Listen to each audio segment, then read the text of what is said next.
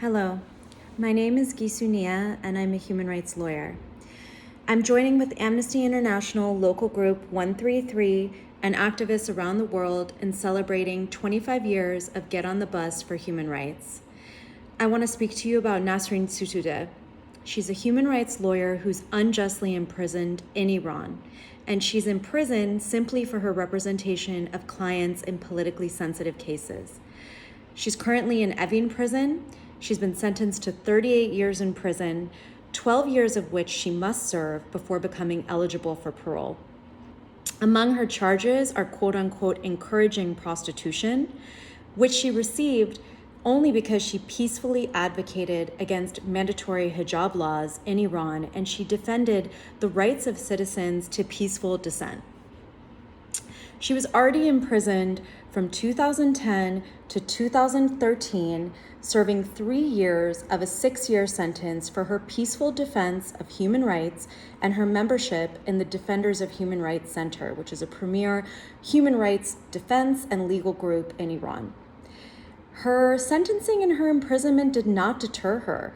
After she was released, she went right back to resuming her defense of unlawfully prosecuted individuals and other human rights-based legal work. She's truly behind bars for no reason other than for championing those that are treated the most brutally in Iranian society, for championing the rights of women, for championing the rights of marginalized populations.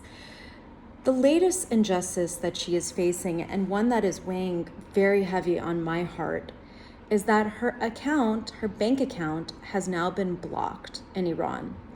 According to her husband, Reza Khandan, her account has been blocked since May 2020 on orders of the Tehran's prosecutor's office. And while Khandan and Sotoudeh's lawyer has tried to regain control of the funds, those efforts have failed. It seems that the authorities are not content with merely imprisoning Nasrin Sotoudeh. Rather, they now want to go after her livelihood and her family's livelihood as well. Her husband believes that one reason this is happening and that there's this sort of retaliatory action that's being taken against her is because as soon as Sotoudeh was released from prison the last time, she went straight back to representing marginalized clients, and the Iranian state doesn't want that.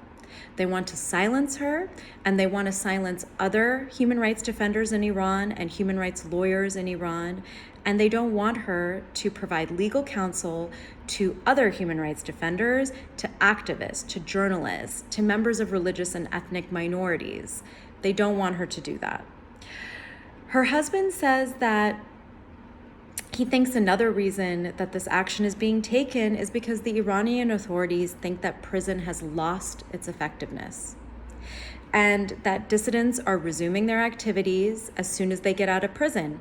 He thinks that this is really a way to send a strong message to those human rights defenders who are willing to go to prison, that if you do so, we may come after you in ways outside of a court case.